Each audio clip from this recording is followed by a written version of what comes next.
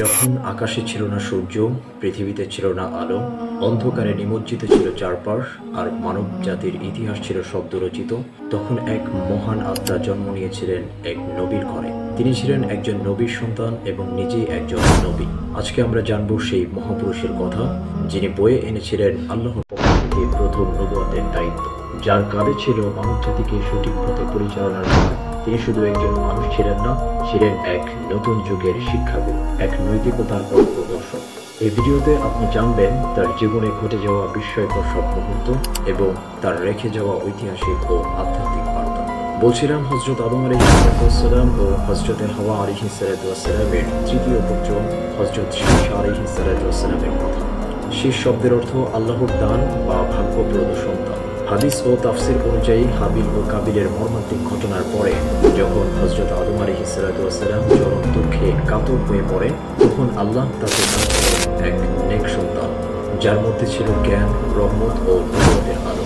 তার জন্ম হয় আদি মানব বংশের পুনর্গঠনের জন্য। আল্লাহ তাআলা শীস আলাইহিসসালামকে সৃষ্টি করেন হযরত আদম আলাইহিসসালামের ওসিয়তদার হিসেবে। হাদিস শরীফে এসেছে হযরত আদম আলাইহিসসালাম তাকে 100টা কিতাব দিয়ে যান, যাতে ছিল জীবনের যাবতীয় শিক্ষা, নৈতিকতা ও ধর্মীয় বিধান। তার পিতা হযরত আদম আলাইহিসসালাম নিজ হাতে আদর যত্নে শীস আলাইহিসসালামকে লালন পালন করেন। কিশোর বয়সে শীস আলাইহিসসালাম অন্য ভাইদের চেয়ে আলাদা ছিলেন, গম্ভীর, প্রজ্ঞাবান ও নির্জনতার চর্চায় অভ্যস্ত ছিলেন। তিনি তার বাবার থেকে আসমানি জ্ঞান, পরকালের প্রতি বিশ্বাস, তাকওয়া, হালাল হারাম, শরিয়া ভিত্তিক প্রাথমিক পাঠ শেখেন। হযরত আদম আলাইহিসসালাম তাকে ভবিষ্যতের দায়িত্ব বুঝিয়ে দিয়ে বলেন, এই মানব জাতিকে সৎ পথে রাখার জন্য তোমাকে আল্লাহ মনোনীত করেছেন। সেই সময়ই তিনি বিয়ে করেন। তার স্ত্রী ছিলেন তারই বোন হুলিমা নামের একজন বিশুদ্ধ নারী। আদম আলাইহিসসালামের ইন্তেকালের ঠিক পর শীস আলাইহিসসালামকে আল্লাহ নবী হিসেবে মনোনীত করেন। হাদিস অনুযায়ী তিনি প্রথম নবী যার উপর প্রায় 50টি কিতাব নাজিল হয়। তার নবুয়তের সময়কার লোকেরা আদম আলাইহিসসালামের সন্তান ও বংশধর ছিলেন, তবে তার ভাই কাবিলপন্থীরা দুরাচারে লিপ্ত হয়ে গিয়েছিল। শীস আলাইহিসসালাম তার অনুসারীদের শিক্ষা দেন ইবাদত বন্দিগি, বিবাহ ও পরিবার গঠন, হালাল উপার্জন, নিষিদ্ধ কাজকর্ম থেকে দূরে থাকা ইত্যাদি বিষয়ে। তিনি ছিলেন একজন নবী, শিক্ষক ও সমাজ সংস্কারক। শীস আলাইহিসসালাম তার বংশধর ও অনুসারীদের নিয়ে পাহাড়ের চূড়ায় বসবাস করতেন। অন্যদিকে কাবিলের অনুসারীরা বাস করত সমতলে, অর্থাৎ জমিনে। তারা সঙ্গীত, সৌন্দর্যপ্রীতি, নর্তকী ও বস্তুবাদে আকৃষ্ট ছিল। শয়তানের প্ররোচনায় কাবিলীয়রা শীস আলাইহিসসালামের অনুসারীদের ধীরে ধীরে বিভ্রান্ত করতে চেষ্টা চালায়।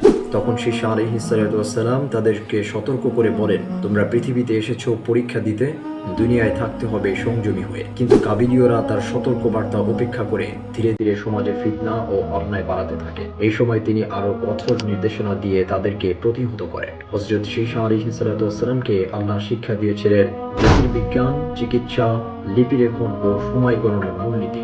বলা হয়ে থাকে তিনি প্রথম চন্দ্র মাস নির্ধারণ করেন। তিনি সৃষ্টিকর্তার প্রতি ভালোবাসা, তাকওয়া এবং মানবিক মূল্যবোধ শেখানোর এক মহান পদ্ধতি প্রতিষ্ঠা করেন।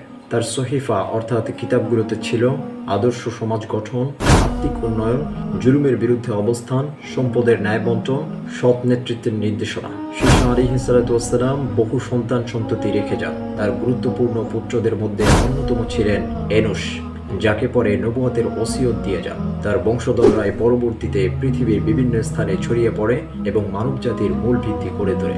ইদ্রিস আলাইহিসসালাম, যিনি হযরত শীস আলাইহিসসালামের কয়েক প্রজন্ম পরের একজন নবী ছিলেন, তিনি শীস আলাইহিসসালামের শিক্ষা ও সহিফার উত্তরাধিকারী ছিলেন। হযরত শীস আলাইহিসসালাম প্রায় 912 বছর বেঁচে ছিলেন। মৃত্যুর সময় তিনি তার অনুসারীদের ওসিয়ত করে যান, সত্যের পথে থেকেও, অন্যায় সহ্য করো না, আর আল্লাহকে কখনোই ভুলে যেও না। তার কবরস্থানের স্থান নিয়ে মতভেদ আছে।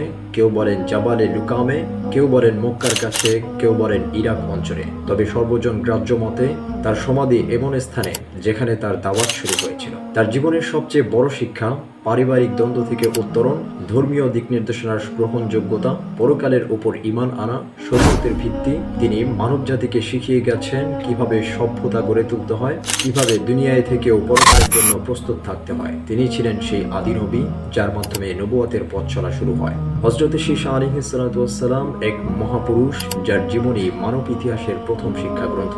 আমাদের উচিত তার শিক্ষা স্মরণ রাখা, ন্যায়, সত্য, তাকওয়া ও দায়িত্বশীলতা নিয়ে জীবন যাপন করা। এই পৃথিবী ফিতনার জায়গা, কিন্তু তার মতো নবীদের আলোর পথেই আমাদের ফিরতে হবে। আসুন আমরা তার দেখানো পথে জীবনকে গড়ে তুলি এক সৎ, সুন্দর ও আত্মিকভাবে উন্নত জীবনের দিকে।